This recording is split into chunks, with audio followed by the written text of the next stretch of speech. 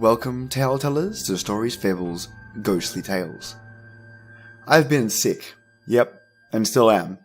I've busted my throat being ill, so I'm gonna struggle a bit here, and won't be as bubbly as I normally am.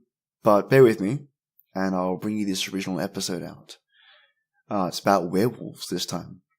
We're going to cover these topics today on This Cryptid, Part 1. What are werewolves? What was the first werewolf story? And how do you stop a werewolf? The second part of this werewolf episode will cover alternate werewolf stories like Greek, Asian, German, European, interesting facts about werewolves that you may have not heard of, and content around WolfWeres. So, let's get started.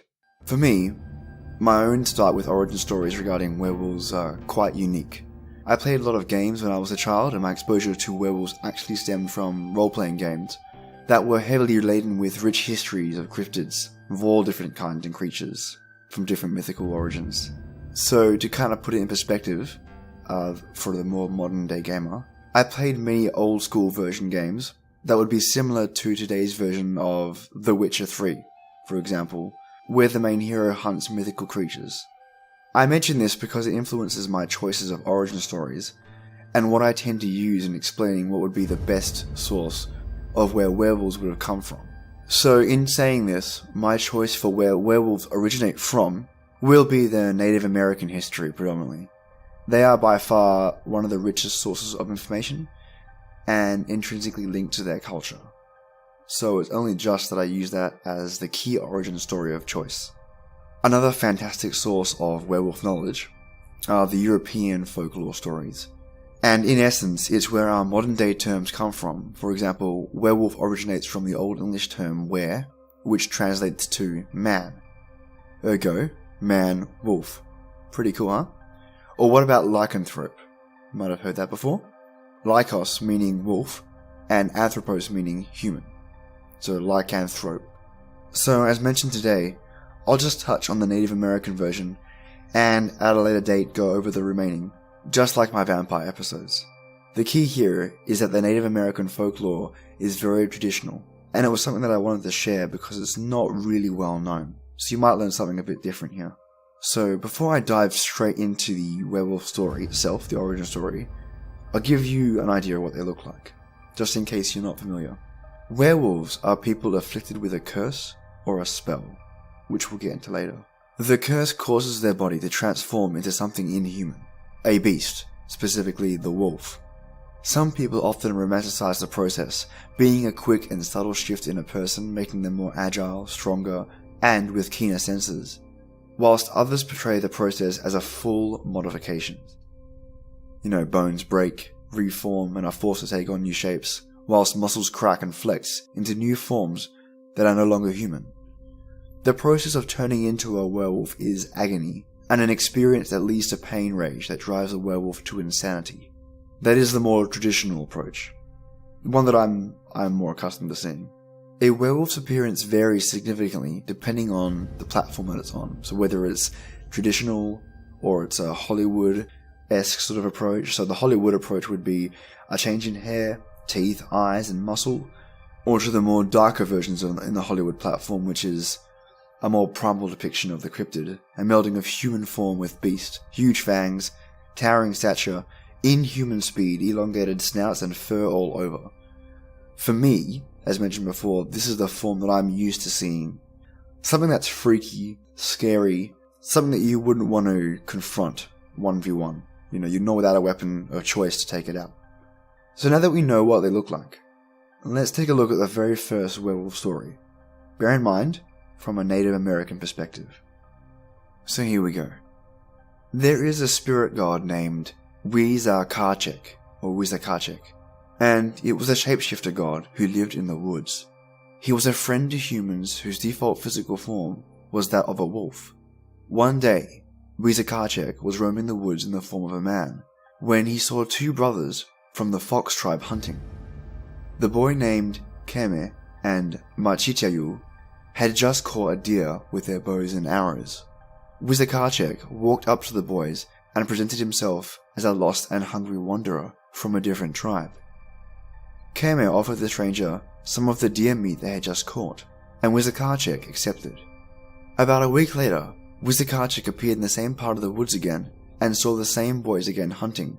Machichayu explained that ever since they caught the deer a week earlier, they hadn't been able to catch anything and were very hungry. Wizakarchek, remembering the boys' previous generosity, told them he had no meat to offer them, but he could share with them his power to shapeshift into a wolf so that they could catch a deer more easily.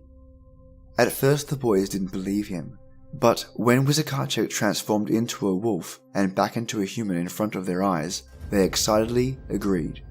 The only condition that Wizakarchek gave Keme and Machichayu was that they could not use their wolf forms to hurt any humans, only to hunt. Months went by, and the boys used their wolf forms to catch enough deer for the entire village. One day, Machichayu was in an argument with another boy in the village, and in his anger, Machichayu transformed into a wolf and killed the boy. Now fearing their power, Machichayu and Keme were both cast out of the tribe and forced to live in the woods. Wizakarchek was furious. He cast a new spell on Machichayu so that from that day forth, he would no longer be able to shapeshift at will. Every day he would take on a complete human form, and every night he would transform into a mindless wolf. Keme, having done no wrong, was allowed to keep his shapeshifting ability. Having cast out from a fox tribe and knowing that Machichayu would be unable to control himself in his wolf form, Keme left by himself into the wilderness. Machichayu is now known as the father of werewolves, being the first one and creating the others. So, we know what they look like, and one key origin story. So how do we stop a werewolf? There are 4 ways to kill a werewolf, yeah, that's right, 4 ways.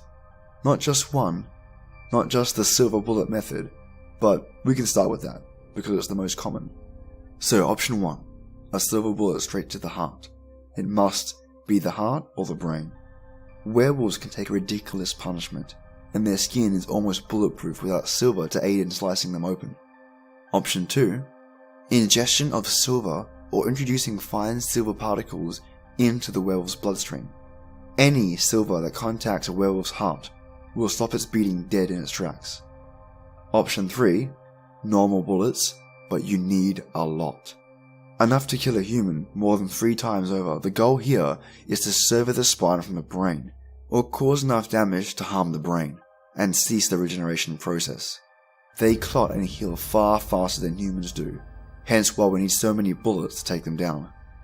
Option 4, blades that are extremely heavy to crush and slice, or very sharp to cleave limbs off, but you must be trained and extremely proficient, because although you have a weapon in your hands, werewolves are extremely quick. But werewolves are still bound by that healing process. You can lob their limbs off, but they have the ability to reattach and regenerate. There is no limit to this, as it is part of their transformation ability. Regeneration is innate. Option 5.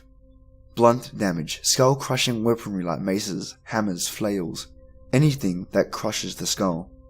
This is your least favorite approach, as their skulls are extremely tough. Like most animals, werewolf skulls are extremely resilient, so the chances of breaking their skulls are really, really unlikely. I don't know if you've ever seen a dog run headfirst into a door and just bounce back as if nothing's happened. Can you imagine that on a level where it's put into a killing machine? Yeah, that's basically it. That's why you don't want to try and crush its skull. It's designed to take blows.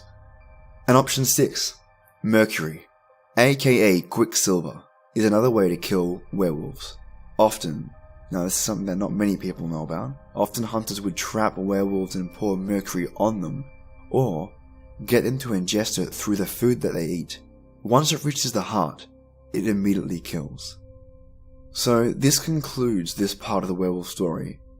Stay tuned for part 2, where we go over other cultural examples of werewolf stories, unique facts that you may have not heard surrounding werewolves, and some interesting ideas about WolfWeres. Yes, you heard right, WolfWeres. And by no means have I exhausted all the information in this one here. I'm going to revisit and talk a lot more about werewolves, and how to kill them, and their history in detail. This was a little taste test of what's to come. So, as always, tale tellers, stay tuned, and till next time.